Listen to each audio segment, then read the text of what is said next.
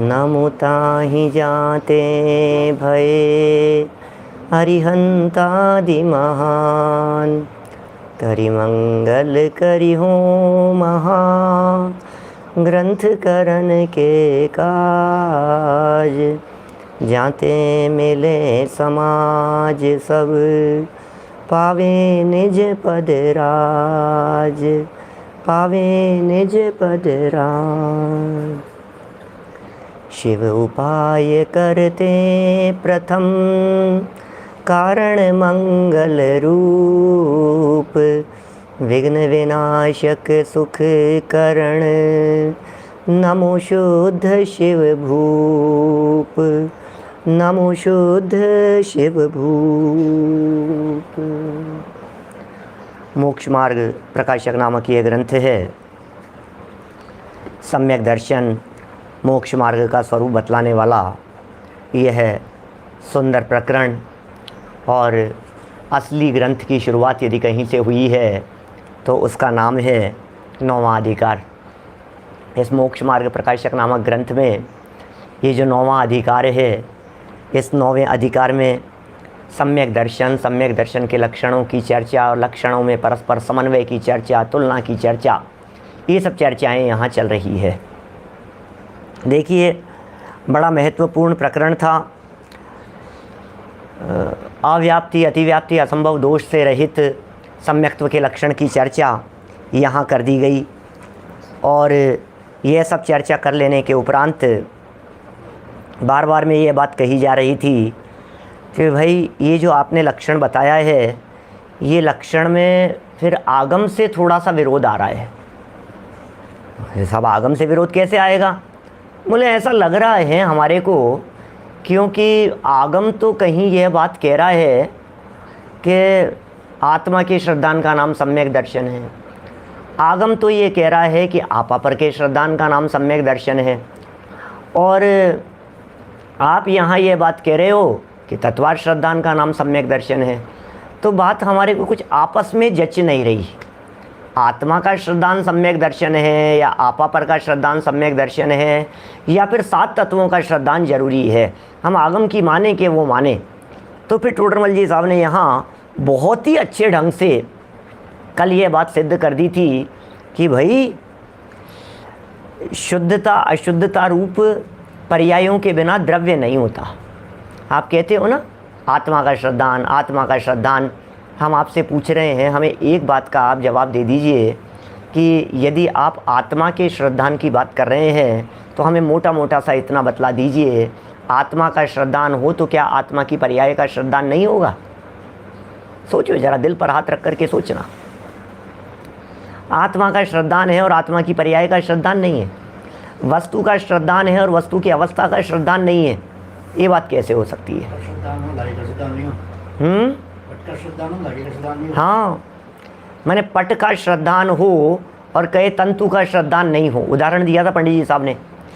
मैंने तंतु के श्रद्धान के बिना पट का श्रद्धान नहीं होता। कपड़े का श्रद्धान होगा तो उसके धागों का भी भाव वासन हुए बिना नहीं रहेगा। कपड़ा दिखे और धागे न दिखे, ऐसा संभव नहीं है। इसी तरह से आत्मा दिखे और शुद्ध पर्याय भी न दिखे, अशुद्ध पर्याय भी न दिखे, ऐसा तो हो नहीं सकता।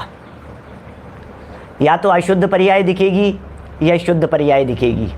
और अशुद्ध और शुद्ध दोनों पर्यायों में से कोई न दिखे, ऐसा हो नहीं सकता। यदि दोनों ही नहीं दिख रही है, इसका मतलब ये है कि तुमने आत्मा के स्वरूप को ढंग से देखा नहीं, जाना नहीं, पहचाना नहीं। क्या ऐसा है? 324 नंबर पेज पर अपना यहाँ प्रकरण चल रहा है। बहुत ही सुंदर विषय वस्तु की चर्चा है। और अंतिम चरणों में कल जो अपन ने बात पढ़ी थी उसमें यह बात कह दी थी कि भैया आपा पर का श्रद्धान भी इसीलिए कराते हैं कि तुम्हें अन्य तत्वों का श्रद्धान हो जाए। अन्य तत्वों का श्रद्धान भी इसीलिए कराया है कि आपा पर का श्रद्धान हो जाए। इस तरह से आश्रवादिक का श्रद्धान, आपा पर का जानना व आपका जानना, ये सब एक दूसरे के साथ में जुड़े हुए हैं। और आज इसी संबंध में अविनाभाव संबंध को भी ये बताने वाले हैं। 324 पेज हिंदी में, गुजराती में 329 नंबर पेज और किसी में 334 नंबर पेज होगा गुजराती पुस्तकों में। यहाँ प्रश्न है कि ऐसा है तो शास्त्रों में आपा पर के श्रद्धान को वे केवल आत्मा के श्रद्धान ही को सम्यक्त्व कहा, वे कार्यकारी कहा, तथा नव तत्व की संतति छोड़कर हमारे एक आत्मा ही हो ऐसा कहा। सो किस प्रकार कहा? बोलो क्या बात कह रहे हैं भाई साहब? बड़ी गजब की चर्चा उठाई है कि यहाँ प्रश्न है कि भैया तुम तो सात की बात कह रहे हो, लेकिन शास्त्रों में तो फिर ये क्यों कहा आपा पर के श्रद्धान को? और आपा पर के श्रद्धान को कहा, एक बात। दूसरी बात, केवल आत्मा के ही श्रद्धान को, आत्मा के श्रद्धा नहीं, ऐसा नहीं पढ़ना है,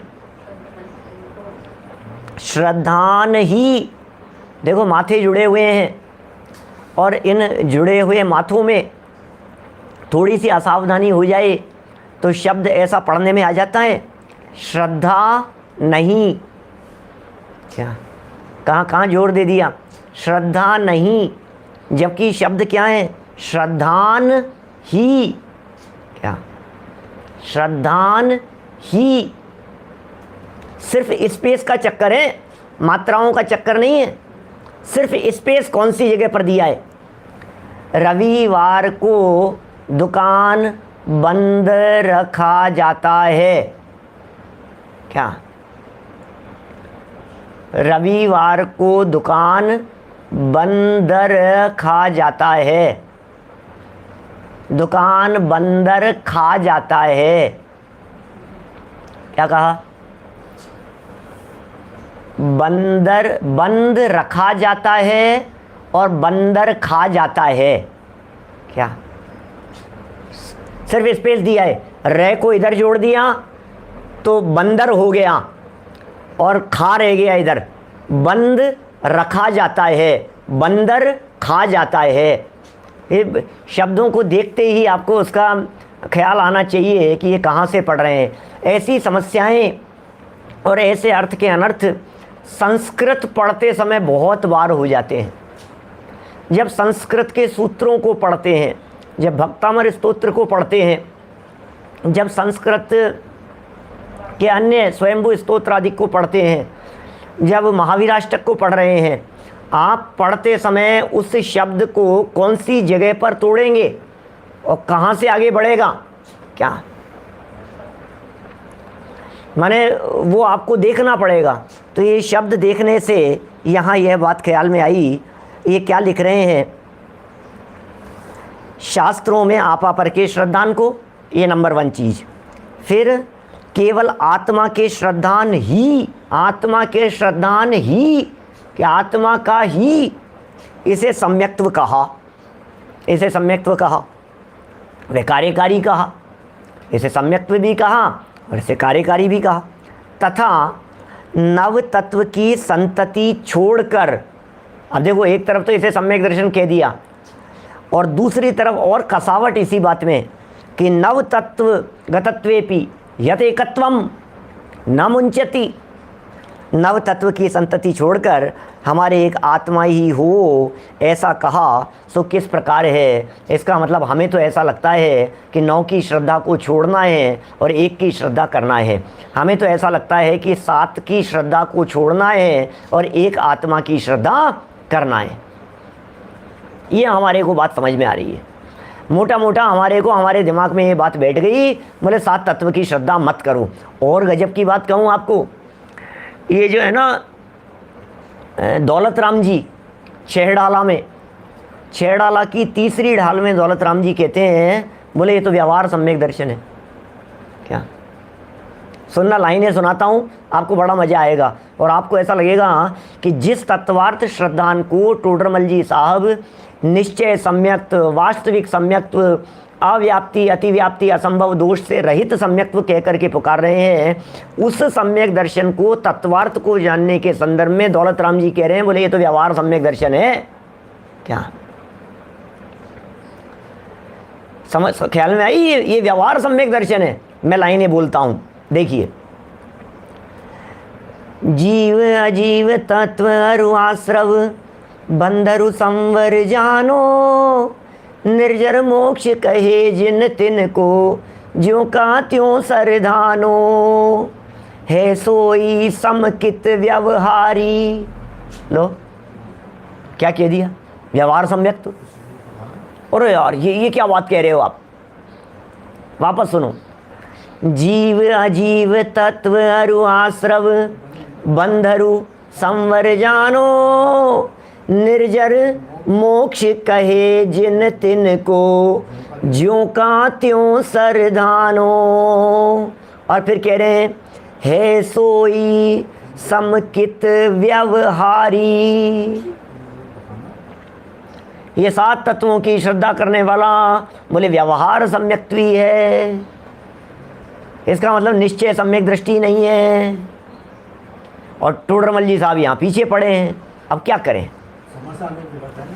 अब इनको व्यवहार सम्यक तो कह दिया, और इसी तरह से टोडरमल जी साहब ने यहाँ प्रश्न उठा दिया कि साहब समय सार में कहा है, ऐसा कहा है, पुरुषार्थ सिद्धि उपाय के अंदर कहा है, अन्य आगम ग्रंथों में कहा है, सब जगह पर ये कहा है कि 7 तत्व के श्रद्धान को छोड़ो।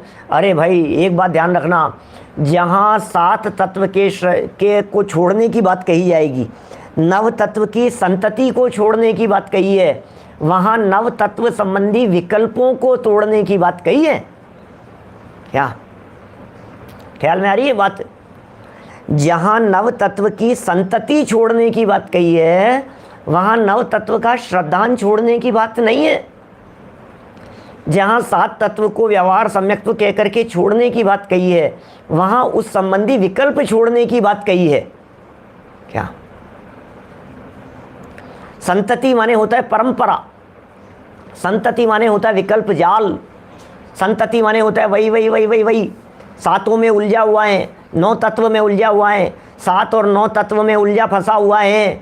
तो ये कह रहे हैं उसे छोड़ करके 7 तत्व संबंधी। अब तुम आश्रव बंध में ही उलझे हुए हो, बार बार में तुम्हारे दिमाग में यदि आश्रव बंध संवर क्या होता है, निर्जरा क्या होता है, आश्रव क्या होता है, मोक्ष ऐसा स्वरूप है, तो फिर आत्मा का अनुभव कैसे करेगा। क्या हाँ, मूल गाता है, जीवादि का श्रद्धान ही व्यवहार से सम्यक्त्व है, और नियत नय से आत्म का श्रद्धान ही सम्यक्त्व है। निश्चय से तो आत्मा का श्रद्धान सम्यक्त्व है, और व्यवहार से इन सबके श्रद्धान का नाम सम्यक्त्व है। 7 तत्व के श्रद्धान कुंदाचार्य देव ऐसा कह रहे हैं।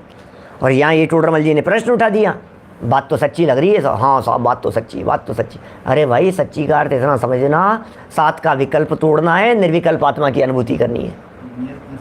क्या जहाँ 7 को तोड़ने की बात कही, वहाँ विकल्प तोड़ने की बात कही है। ऐसा नहीं है कि 7 के संबंध में श्रद्धान टूट जाएगा, ऐसा नहीं कि श्रद्धान नहीं रहेगा, श्रद्धान तो बराबर कायम रहेगा ही रहेगा। देखिए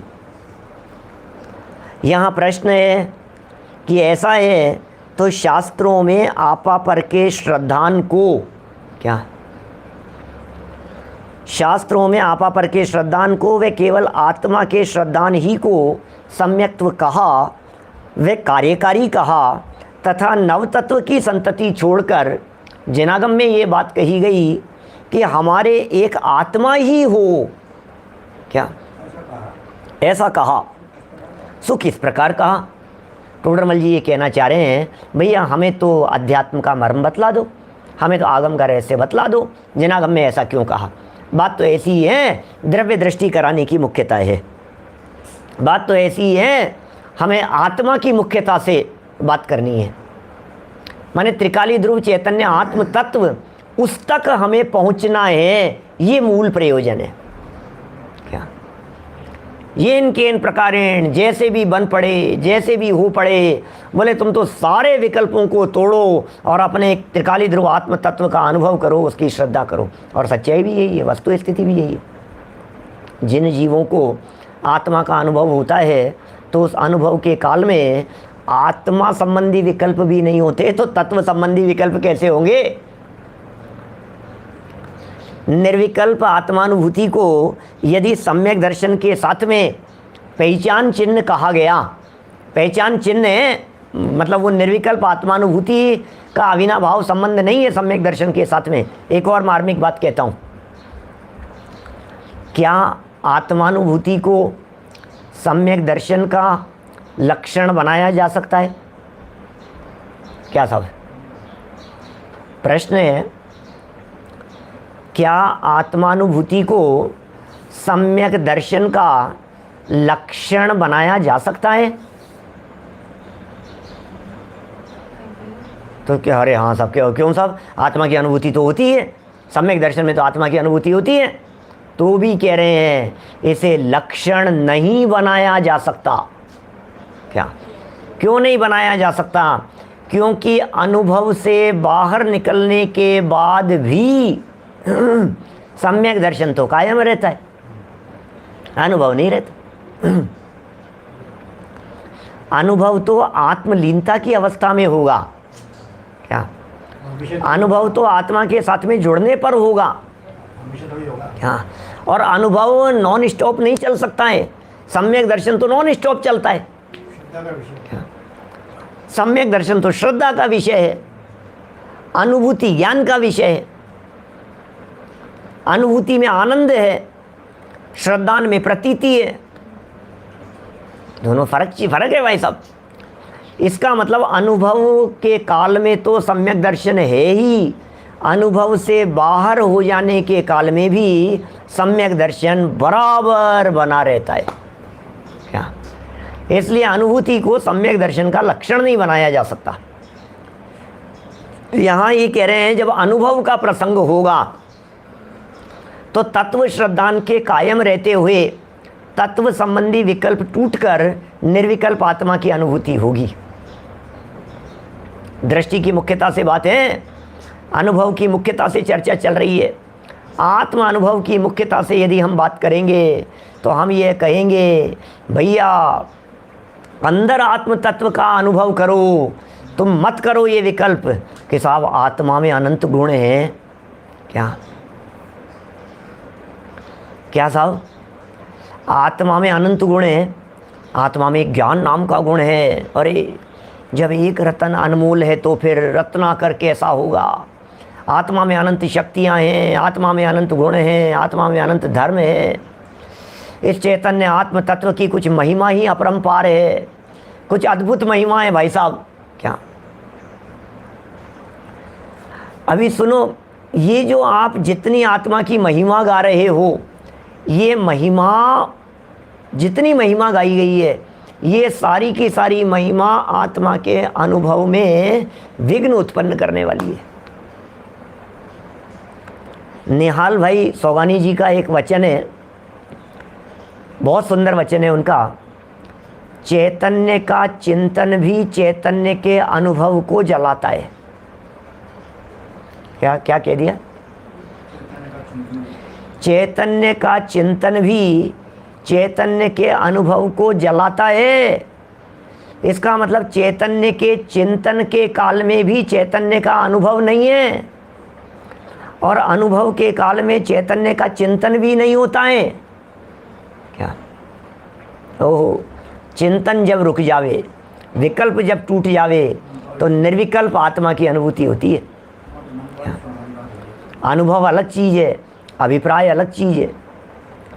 अनुभूति उसमें वेदन है, अनुभूति में वेदन है, अभिप्राय में श्रद्धा है, अभिप्राय प्रतीति है, अभिप्राय निज में निज बुद्धि है, अपने में अपनापन है, वो अभिप्राय है, वो प्रतीति है, वो श्रद्धा गुण की पर्याय है, अपने में अपनापन। लेकिन वो अपने में अपनापन के साथ, अपने में अपनापन तो बराबर बना हुआ है, तो श्रद्धा का काम हो गया। अब उपयोग की पर्याय जब पर से हटकर अपने ज्ञायक आत्म तत्व के साथ में जुड़ती है, उपयोग जो ज्ञान की पर्याय है, तो उपयोग का पर से हटकर स्वभाव के साथ में जुड़ना, तो बोले वो उपयोग रूप पर्याय में अतीन्द्रिय आनंद भर जाता है। इसका नाम है अनुभव। वो जुड़ा आत्मा के साथ में उपयोग, माने जो ज्ञान की पर्याय त्रिकाली ध्रुव आत्म तत्व के साथ में जुड़ती है, जो ज्ञान की पर्याय उसने पर पदार्थों को दृष्टि से ओझल करके जब अपने आत्म तत्व में उपयोग को जोड़ा तो वो उपयोग की पर्याय आनंद से भर जाती है। इसका नाम है आनंद, वो है अनुभव। क्या देखिए क्या कह रहे हैं यहाँ, अनुभव और अनुभूति की बड़ी सुंदर चर्चा है, करेंगे चर्चा। देखिए अभी प्रसंग क्या चल रहा है कि साहब यहाँ तो नव तत्व की संतति को छोड़ने की बात जनागम में कही है। शास्त्रों में ये कहा है नव तत्व की संतति को छोड़कर हमारे तो एक आत्मा ही हो। ये किस प्रकार का है, हमें तो वो समझा दो। तो टोडरमल जी कह रहे हैं जिसके सच्चा आपा पर का श्रद्धान, जिस जीव के सच्चा आपा पर का श्रद्धान वह आत्मा का श्रद्धान हो।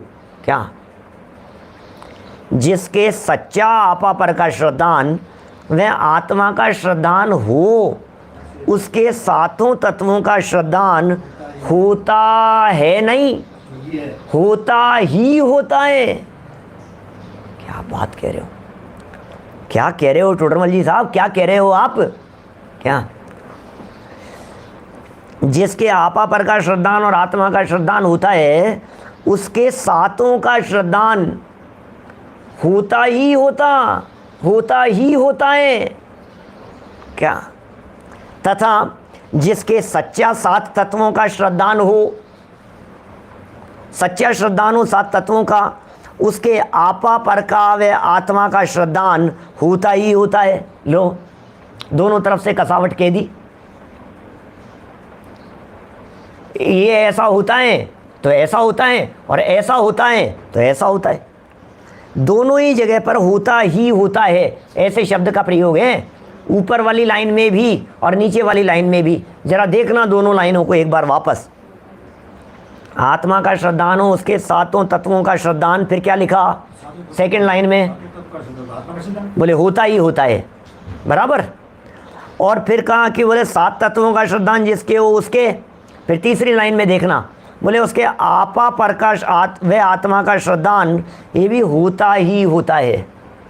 ये होता ही होता क्या होता है, हैं? होता ही होता कह करके ये क्या कह रहे हैं, ये होता ही होता कह करके ये कह रहे हैं, जोड़ डाल रहे हैं भाई साहब। एक के बिना दूसरा नहीं हो सकता, ऐसा परस्पर अविनाभावी पना जानकर। अविनाभाव, क्या, एक के बिना दूसरे का नहीं होना ये कहलाता है अविनाभाव।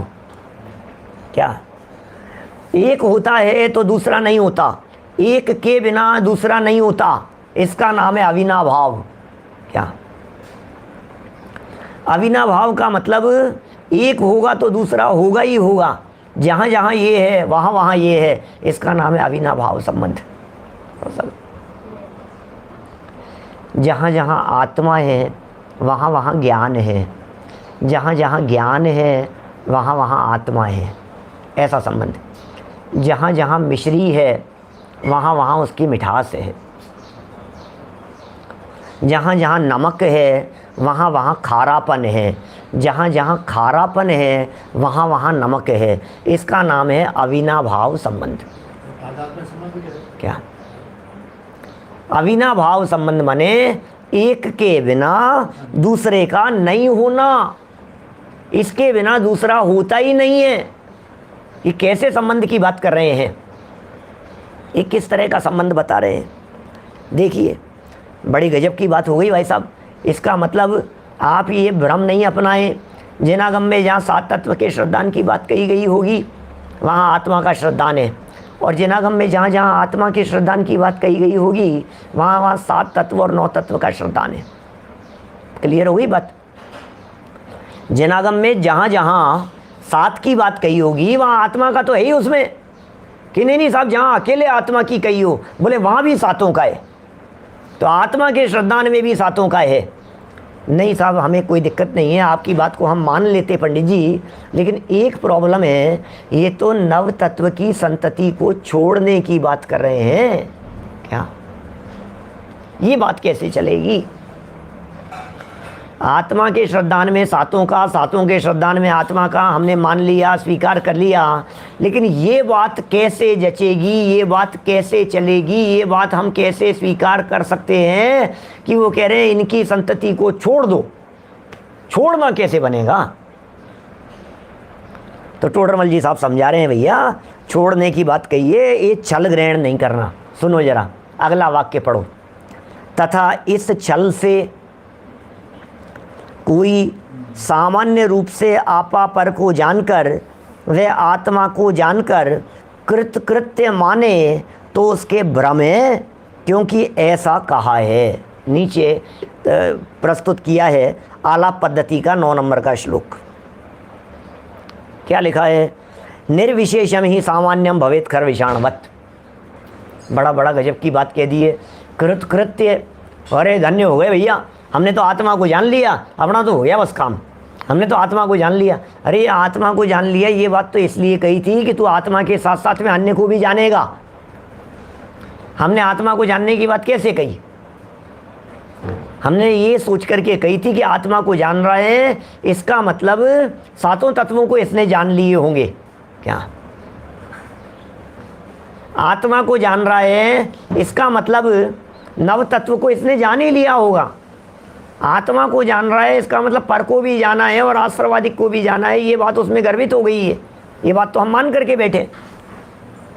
क्या इसलिए जहाँ नव तत्व की संतति छोड़ने की बात कही तो तू उससे छल ग्रहण कर रहा है। इस छल से जिनागम में लिखा है साहब, जिनागम में लिखा है साहब नव तत्व की संतति को छोड़ना। इसलिए मुझे नहीं पता आश्रव क्या होता है, मुझे नहीं पता बंध संवर निर्जरा क्या होता है। क्या आश्रव की संतति, संतति शब्द का अर्थ भाव वासन हुआ कि नहीं आप लोगों को? संतति क्या होता है? संतति कहते हैं परंपरा को। क्या संतति कहते हैं वही वही वही वही वही, ये चलते रहने का नाम होता है संतति। यह है संसार की संतति, यह आश्रम की संतति, ये कर्म संतति, ये मिथ्यात्व संतति, ये विकार संतति। संतति माने परिपाटी, संतति, संतत, सतत, सतत सतत सतत सतत सतत, वही चैन भी कह सकते हैं। वही वही एक दूसरे के साथ में जुड़ान जुड़ान जुड़ान जुड़ान जुड़ान, इसका नाम है संतति। लाइन लगी है बिल्कुल बराबर, एक के बाद एक के बाद एक के बाद एक के बाद एक, इसका नाम है संतति। क्या ये मुक्ति मार्ग की संतति, ये अनादिकाल से चलती आ रही है। ये मोक्ष का मार्ग कभी बंद नहीं होता। क्या अनादिकाल से ये मोक्ष का मार्ग यूं ही चल रहा है और चालू रहेगा। इसका नाम है संतति, ये निरंतरता का नाम है संतति। अब प्रश्न ये था कि संतति को छोड़ने की बात कही, इसका मतलब मेरे आश्रव है, मेरे बंध है, संवर है, निर्जरा है, ये जो विकल्पात्मक भूमिका में खड़े होते हैं, उन विकल्पों को तोड़ने के लिए कहा था। हमने तो विकल्प तोड़ने के लिए कहा था और तूने उनके ज्ञान को ही छोड़ने की बात कह दी। हमने तो विकल्प तोड़ने के लिए कहा था और तूने ये समझ लिया कि इनका श्रद्धान करना ही नहीं है तो इनको जानना भी नहीं है। कितनी बड़ी समस्या हो गई। हमने ये कहा था कि भैया कुछ भी समझ लो आप लौकिक में, हमने एक काम कहा आपको तो तूने ये कहा था, तो इसका अर्थ ये थोड़ी ना कि ये भी नहीं करना। क्या हमने कोई बात कही तो वो किस संदर्भ में कही गई, संदर्भ नहीं जानेंगे, अभिप्राय नहीं जानेंगे, तब तक आपको वो बात ख्याल में नहीं आएगी। देखिए इस छल से, ये छल है टोडरमल जी का वो 311 नंबर पेज का वाक्य पीछे, स्वयं तो मेहनत बने रहना चाहता है। क्या करना चाह रहा है? होशियार बन रहा है। अरे अच्छा हुआ, छोड़ दिया, नहीं करना है, नहीं करना है हमारे को। तो ये किससे कही है ये बात? इस छल से कोई सामान्य रूप से, इस छल से कोई सामान्य रूप से आपा पर को जानकर, इसका मतलब आपा पर को सामान्य रूप से के अंदर बहुत गहराई छिपी हुई है। जाना नहीं है क्या? बड़ी गहराई है इसमें। आपा पर को सामान्य रूप से आपा पर को जानकर, अरे यदि आपा पर को विशेष रूप से जान लेता तो सातों तत्वों का जानना स्वयमेव हो जाता। क्या कहा? सामान्य रूप और विशेष रूप का मतलब समझे आप? इस छल से कोई व्यक्ति सामान्य रूप से, इसका मतलब ऊपरी ऊपरी, हाँ नहीं, आत्मा को जान लिया, जीव को जान लिया, जीव जीव जीव जीव समझ लिया हमने, पर को भी जान लिया, जीव को भी जान लिया, सामान्य रूप से आपा पर को जाना, इसका मतलब विशेष को नहीं जाना। सामान्य होती है वस्तु, विशेष होती है उसकी अवस्थाएं। जीव और अजीव ये सामान्य तत्व हैं, आश्रव बंध संवर निर्जरा मोक्ष ये विशेष तत्व हैं। क्या? आश्रव बंध संवर निर्जरा मोक्ष ये विशेष रूप तत्व हैं। जीव अजीव ये सामान्य तत्व हैं कि साहब इनको सामान्य और उनको विशेष क्यों कहा? क्योंकि वो पर्याय है। पर्याय को जिनागम में विशेष कहा जाता है और द्रव्य को सामान्य कहा जाता है। देखो मैं और कहूँ आपसे, सामान्य किसे कहते हैं? बोले एवरग्रीन, वो सामान्य है। समथिंग स्पेशल वो विशेष है ना, कुछ कुछ अलग हटके हो वो विशेष है। अब सुनिए, पर्याय हर समय नई नई होती है, पर्याय में नवीनता होती है, पर्याय में नया नयापन होता है। पहली पर्याय अलग थी, दूसरी पर्याय अलग हो गई, उसके आगे वाली पर्याय अलग हो गई, उसके आगे वाली पर्याय अलग हो गई। तो पर्यायों में जो ये विविधता है, नया नयापन है, ये कहलाएगा विशेष। क्या? और जो द्रव्य है उस द्रव्य में नयापना कुछ नहीं है, इसलिए द्रव्य है सामान्य। क्या? द्रव्य सामान्य और पर्याय विशेष।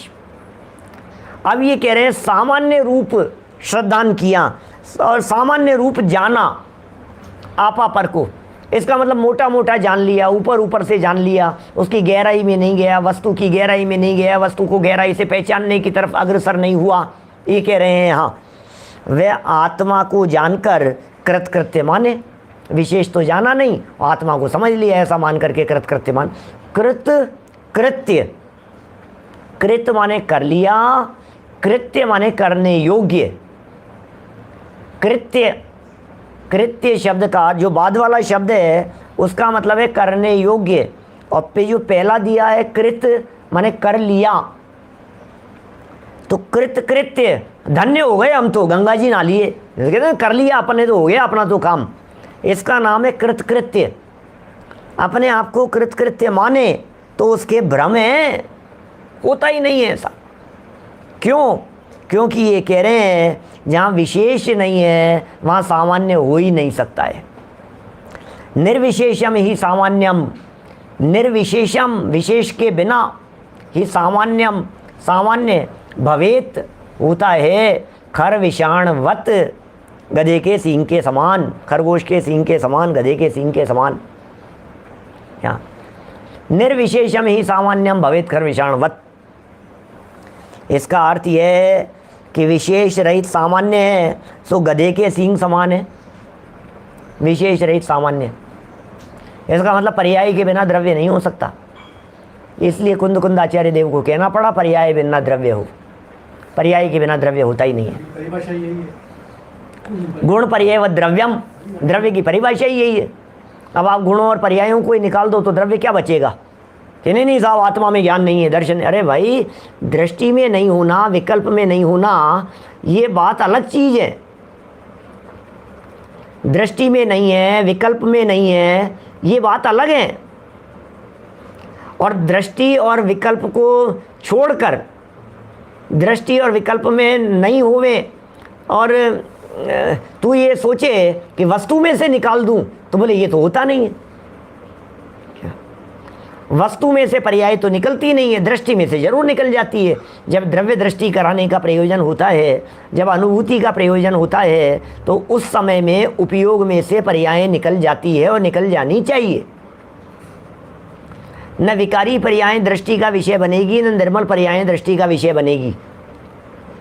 आत्म अनुभूति के काल में न आश्रव बंध दृष्टि का विषय बनेंगे, न संवर निर्जरा मोक्ष दृष्टि का विषय बनेंगे, क्योंकि ये सब पर्याय हैं। लेकिन आश्रव, बंध, संवर, निर्जरा और मोक्ष, ये पांचों ही प्रकार की पर्यायों की श्रद्धा के बिना तुम इनसे दृष्टि हटाओ तो बोले अधूरा है। पहले ज्ञान कराएंगे और फिर हटाएंगे, ऐसा ही स्वरूप है। पहले तो ये ज्ञान कराएंगे कि यहाँ से हटो भाई, हटाओ यहाँ से, उपयोग हटाओ। क्या पहले तो कहेंगे जानो, सात तत्वों को जानो पहले तो, क्योंकि उसके बिना आत्मा की सच्ची श्रद्धा नहीं होती। और फिर जब जान लोगे तो कहेंगे अब विकल्प मत करो, कि साहब फिर जानने की क्यों कही थी, कि जान करके श्रद्धान करने की कही थी, अब विकल्प तोड़ने की कह रहे हैं। बहुत ही सुंदर सूक्ति है ये आलाप पद्धति की, निर्विशेषम ही सामान्यम भवेत् खर्विषाणवत्। इसका अर्थ है विशेष रहित सामान्य है सो गधे के सींग के समान है। विशेष रहित, क्या विशेष के बिना सामान्य, विशेष के बिना सामान्य कैसा है, गधे के सींग के समान। तो गधे के सींग होते हैं क्या, क्या क्या क्या कह रहे हैं, गधे के सींग के समान है, तो गधे के सींग होते हैं कि नहीं होते? अरे गधे के सींग तो होते ही नहीं है, तो फिर गधे के सींग नहीं होते तो फिर ये क्यों कह रहे हैं गधे के सींग के समान है? बोले जिस तरह से गधे के सींग कहने मात्र के लिए होते हैं, जिस प्रकार गधे के सींग बोलने मात्र के लिए होते हैं, उसी तरह से विशेष रहित सामान्य कहने मात्र के लिए है। जिस तरह से सींग के बिना ही गधे के सींग होते ही नहीं है, उसी तरह से विशेष के बिना सामान्य भी होता ही नहीं है। क्या क्या कहा?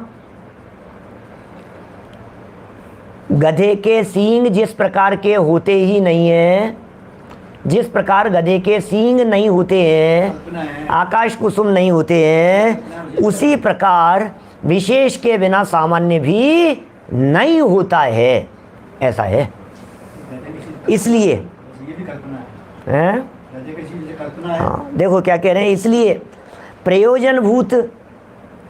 प्रयोजनभूत आश्रवादिक विशेषों सहित, क्या कहा?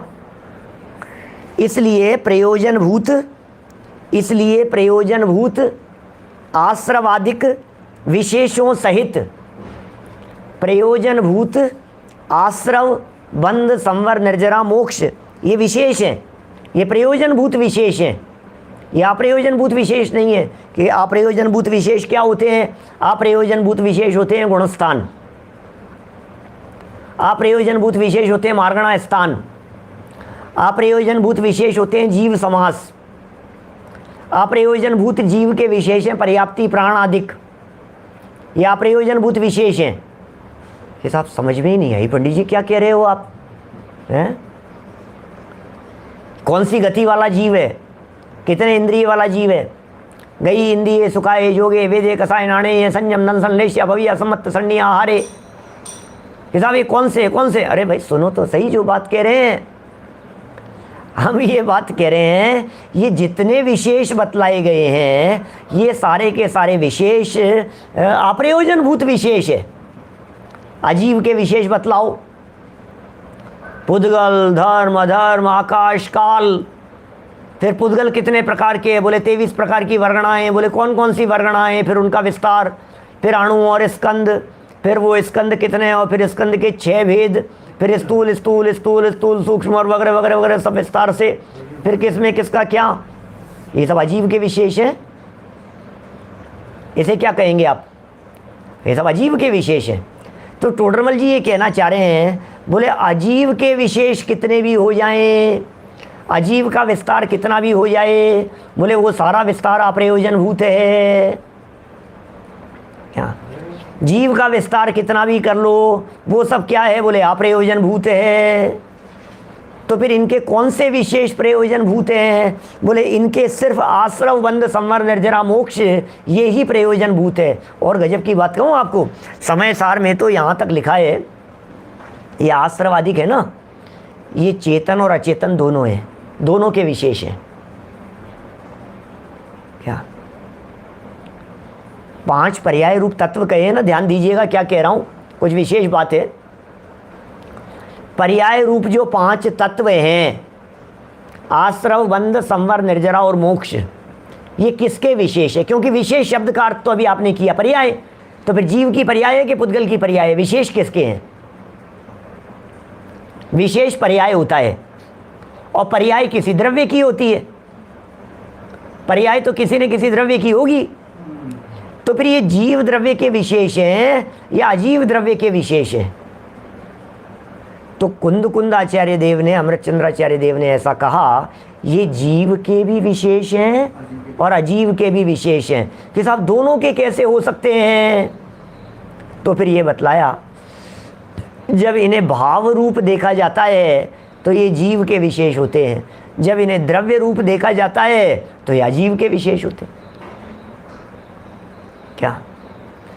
जब कर्म प्रकृतियों के आने के रुकने की बात करते हैं तो अजीव के विशेष हैं, जब कर्म प्रकृतियों के बंधन की बात करते हैं तो अजीव के विशेष हैं, जब कर्म प्रकृतियां आती हुई रुकेंगी, आश्रव निरोध है, संवर है, जब ऐसा कहेंगे तो अजीव के विशेष हैं, जब पहले के बंधे हुए कर्मों के छूटने की बात करेंगे तो अजीव के विशेष हैं, जब सारे कर्मों के छूटने की बात कह देंगे तो अजीव के विशेष हैं।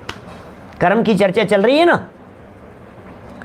अब इनको जब चेतन आत्म तत्व की तरफ से लो कि अपनी विकारी परिणति ही आश्रव है, क्या अपनी विकारी परिणति में अटकना यही बंध है, अपनी विकार रूप परिणति छूटकर निर्विकारी निर्मल परिणति रूप परिणमन करना यही संवर है, और निर्विकार निर्मल परिणति की वृद्धि होना यही निर्जरा है, और निर्विकार पूर्ण आत्म का के शुद्ध स्वरूप का प्रकट हो जाना इसका नाम मोक्ष है। तो फिर ये जीव तत्व के विशेष हो गए।